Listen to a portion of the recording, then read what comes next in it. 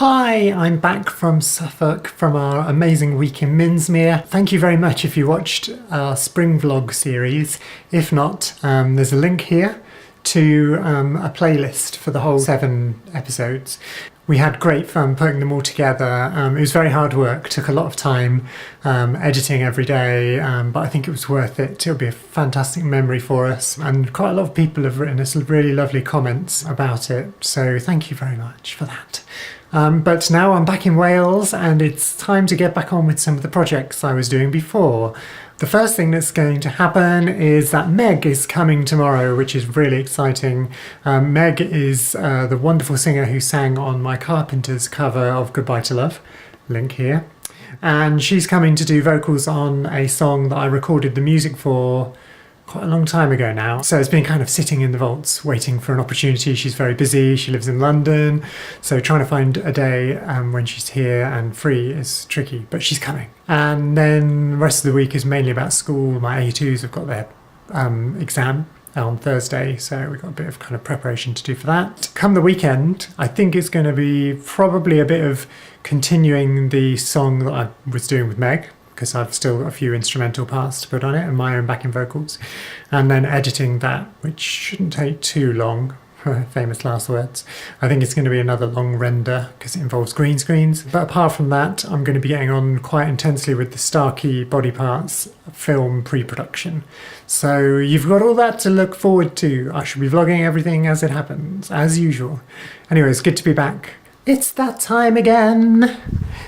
It's green screen time, and this time it's going to be for Meg, who I'm meeting tomorrow morning, and I'm going to bring her back here so that we can do the vocals on the second cover version with her. I've decided to use green screen because I'm trying to create like a specific visual look based on the album that the song comes from. It's a 1970s album and it's got a very iconic cover, so I'm trying to recreate the kind of feel of the cover with our visuals, so that when me and Meg are performing in the video, it'll look like we're on the cover of that record, sort of. Hopefully it's going to be quite an easy thing to achieve once I've keyed out the green. You'll no doubt see, and you'll no doubt figure out what the song is by then as well, because you'll recognise the album cover, maybe. Oh my god!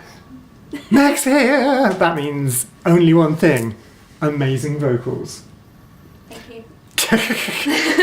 You didn't even look slightly scared when I said that, which is quite funny. We're literally just about to start. We've just spent an hour talking, not doing any recording, and then we spent probably 20 minutes trying to work out the backing vocal arrangement, which I think when we did the Carpenters I'd probably done that already. Maybe I've just been slacking a bit. Anyway, we've kind of figured it out, I think. We've slightly adapted the original, and we're literally about to record the first of the backing vocals. We're trying to do all the backing vocals first, so, or as many of them as possible, so that then when Meg does the lead, she's kind of got the whole band to sing along to, rather than singing a lead just kind of on your own kind of thing. Anyway, it'll make sense. Let's record. Thunder only happens when it's raining. Players only love you when they're playing. Now here I go again, I see a crystal vision. Players only love you when they're playing. Just let it be known for the record that the entire vocals for this was done in an hour, maybe a little longer. I think. It's pretty insane. We spoke at the beginning. Quite a long time. Well, actually, your vocals are done in an hour. Yeah, okay. I've got to do 2 backing vocal parts, which will probably take about an hour each, maybe. Yeah, we'll see. Well, that was a fantastic day. Well, a fantastic couple of hours with Meg. She's just too fast. Her vocals are just insane. It just blows me away every time she comes and sings. I've still got to do some backing vocals myself, which I may do later tonight if I manage to stay awake. And then I've got some more keyboards to add, which I probably won't do till the weekend. But once they're on, I can just get stuck into the post-production of it, because everything else is ready to go. So I've got to do the keying editing of all the green screen footage and basically just deciding how I'm going to do the layout with colour and kind of split screen. Every one of these videos has its own special, unique visual trick to it, so I just need to consolidate what I think I've got in my head. Meg is definitely up for more, so we're going to probably try and do another 2 in the future. However, there are quite a few that I have lined up because this covers project, which has now become known as BranwenCovers, original name, how did I come up with that, is developing into an album project. I'm going to investigate louder.com, who organise publishing for artists releasing cover versions digitally, so it means I could release it on iTunes and Amazon. So I'm definitely exploring that. I have 2 male singers lined up and 1 more with Lisa already recorded, and a couple of others in my mind that I haven't quite figured out yet, and 1 that I'm going to sing myself, ha ha ha. So I've got plenty to be getting on with. This summer is going to be all about BranwenCovers. Of course, every song is going to have a video, which is just going to be a lush YouTube playlist, hopefully, with all these amazing singers. I feel very blessed to know such awesome singers that can come and nail these songs in like a few amounts of takes, and ultimately 1 take. It has to be, you know, for the video purposes, there's no comping and editing going on, it's just like a take. So to find singers that can do that is miraculous, and the fact that I've managed to find like 5 or 6 or more potentially to put an album together is incredible. I'm overwhelmed with talent. So that's it, I'm just going to chill out for a bit and then I shall come and do my backing vocals. What a laugh. So I've just put the green screen up again for the millionth time this year. I'm getting a lot faster at doing it actually. That only took about 15 minutes, including clearing all the space that I needed to, and I've just done it to 3/4 of the width. You can go up to 3 meters wide with this particular green screen, but because of my apex ceiling, if you go that wide you can't get the same height because the diagonal ceiling gets in the way, and as it's me standing in front of it this time and I'm so stupidly tall, I need to have that extra height for the green screen. So, but it doesn't need to be so wide because I'm only going to be standing there singing and then later playing some keyboards. So that's what I'm doing. Now I've done the laborious part, is I've got to do these little bits of backing vocal on the Meg cover version, which I kind of know what I'm doing. Meg's done all her parts and we know that the sort of part that's left, the harmony that's left, is what I'm going to do. So I've just got to practice it a bit and then do it.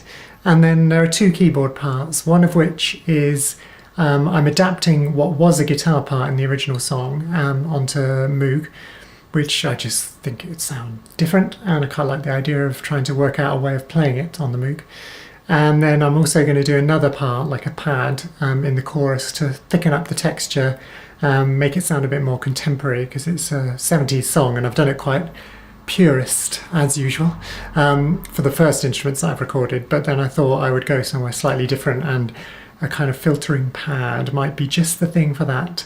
Once I've done those parts, I think I've pretty much recorded everything, so I can put the footage into Premiere, sync it up and finish mixing. I've been working on the mix this morning, and then just start playing around with the visuals, which is always the fun bit. So I stayed up pretty late last night recording keyboards. I did the guitar pad part. I also took all the footage that I filmed and put it in After Effects, and spent quite a bit of time keying out the green screen and trimming everything so that it's kind of the right bits and the right sort of shapes, and adding some background colour for the kind of visual theme that I'm going for with this video. I've set them rendering. There's a lot of clips. As you can see, it's rendering me playing the bass at the moment, and here's like the list of clips that need doing. It takes a long time to render all that stuff, so but once it's done, that hopefully means that the final render of the video, once I've done all the animating and split screen stuff, shouldn't take so long to render. This way around, I'm doing the keying, which is vital, then the rest of it can just, you know, the animation stuff isn't so difficult to render. So while the computer is doing that, I can get on with the storyboarding. I just did a second revision of the body parts screenplay, and I've just sent a copy to Sia to have a read through. Hope she likes it. I can now crack on with the storyboarding, which I kind of had sort of sketched But I really want to kind of consolidate it. Once you start drawing shots and tying it all together, it gets very exciting because you start thinking about how the video is actually going to really look. It's also quite scary, as I said before. You're kind of committing to like the visuals, and well, you're never really committing because you can change your mind on the shoot. If you see something that looks cool, you can just play with it. But if you've got that storyboard, it's like an anchor for the project, and it means you can plan and design your kind of shot list and make sure you capture everything you need. So that's what I'm doing for the rest of the day.